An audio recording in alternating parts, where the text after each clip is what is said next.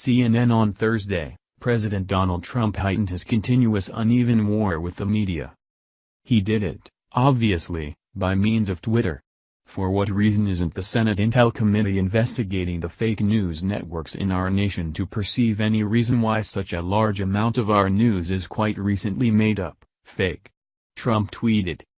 Let's get straight to the point about what Trump is proposing here. He needs the Senate Insight Advisory Group to open an examination concerning the phony news networks to get to the base of why such a large amount of the news is quite recently made up. He offers no proof of this claim.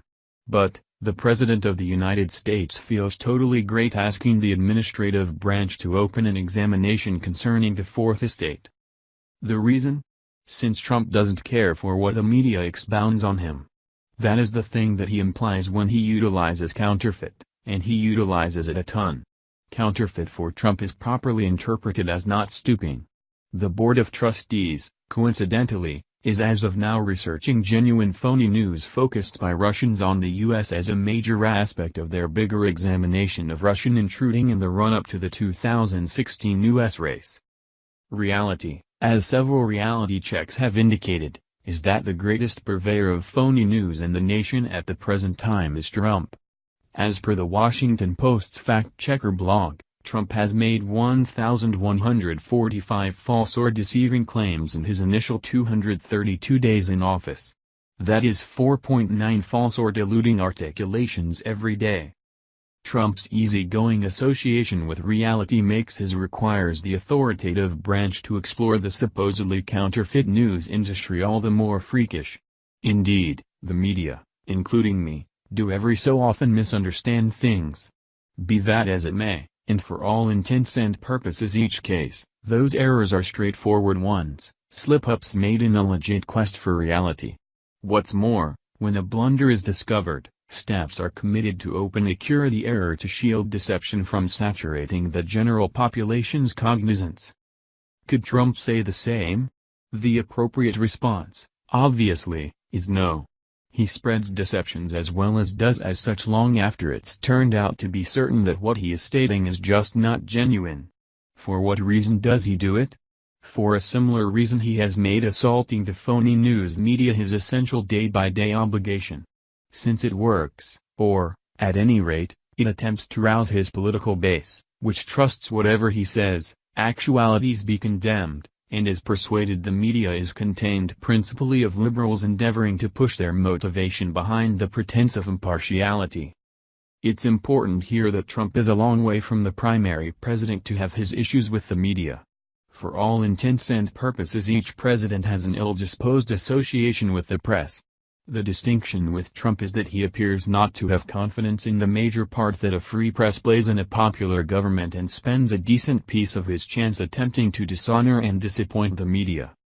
Here's the manner by which President Barack Obama portrayed his association with the media, and the media's part in covering the White House, in his last news meeting in January. I have delighted in working with every one of you. That does not, obviously, imply that I've delighted in each story that you have recorded, however that is the purpose of this relationship. Shouldn't be sycophants, you should be cynics, you should put forth extreme inquiries. Shouldn't be complimentary, but rather you should get an eyeful of a basic eye on people who hold tremendous power and ensure that we are responsible to the general population who sent us here, and you have done that. Furthermore, here's previous President George W. Shrub on the press prior this year. I view the media as crucial to majority-rule government. We require an autonomous media to consider control answerable. Power can be exceptionally addictive and it can be destructive, and it's critical for the media to demand an explanation from individuals who mishandle their energy. Difference those two quotes to Trump's tweet toward the beginning of today. Bramble and Obama attest the center significance of a free and autonomous press to the American lifestyle. Trump approaches the Senate to explore the media for composing stories he doesn't care for. Startling, correct? The more extensive point here is that what Trump is doing is unsafe.